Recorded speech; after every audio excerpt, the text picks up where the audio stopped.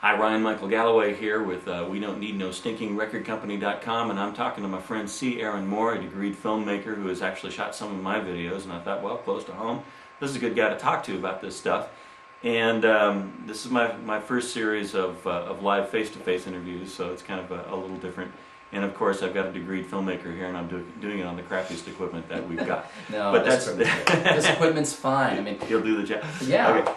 Well, anyway, so we talked last night about how you split up the production into 3 pieces. And what are some of the things that we think about if we're going to be careful? And I know you can just run around and shoot random stuff and fit it together. But if you're really going to think about making a video and the storyline and all that kind of thing, I guess you said pre-production is the first thing. What are the things that go into pre-production? Well, let's be a little even more specific than that, because we're talking about music videos. We're talking about independent musicians who, in essence, really have to kind of become filmmakers. And the good news is, like with your equipment, what you're doing with these posting to YouTube, anybody can be a filmmaker. The best ones think about planning in advance, and that's what pre-production is all about. So in that instance, you have to think about, okay, you're making this for a song. Okay, that's great. You've got a 3 to 5 minute song. Depending upon how complicated you want to make it, you can shoot it in 2 or 3 weekends, maybe less. The rest is making sure you have enough time in your post-production to finish it, but we'll get to that later. So pre-production's a lot of planning. It is. You have to think about, okay, take your song and develop a theme that may not necessarily be exactly taken from the song, or maybe in tandem with the ideas of what's in the song, and then build your concepts around that. Okay, so storyline, and then what? You write that down? So not like a conventional film where you would have a screenplay or some sort of shot list to work from is what you'll probably more likely do in a music video. Storyboarding is an excellent tool. I think just using Microsoft PowerPoint for a storyboard tool is a great way to do it, or hand SketchUp that's everybody sooner or later does, the stick figure drawing of that I could do. Right, you center that there. With Photoshop, and there's plenty of like cheap and free software tools out there nowadays. You can pre-plan your shots as easily as you want, or you think about composition of camera, where your camera's going to sit, where you're going to sit, and your lighting, like what you've done here. Okay, so you also probably need to figure out who's going to do what. You need to find somebody who's good with lighting. You need to find somebody who's good with the camera, maybe, because you can't do it because you're going to be on camera. No. Don't try and make a film on your own. Don't be a one-man filmmaker. I can speak from experience that unless you have a great support system, like Robert Rodriguez is practically a one-man filmmaker, because he can do things like be a director of photography, direct the film, and then do production design, and keep it all in a concise budget. Another thing you have to think about in pre-production. But your budget.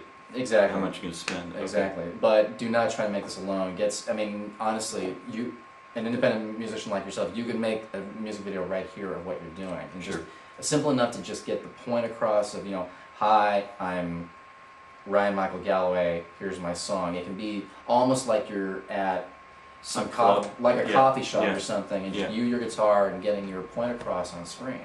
So one of the things that I remember, you shot a video for me for Give Sorrow Words. Yes. And that one's gotten a lot of plays and a lot of interest around the world. And I've been contacted all over the place, and just happened that up on YouTube. One woman called me and just said, I have to have this song for my mom's funeral, and I'm in Hawaii, can you send me a copy, and that kind of thing. Oh, great. And that was very special, and those are kind of cool things when those happen. But you shot that. When we shot it, go look at it if you guys can find it. Give Sorrow Words, the video's on YouTube.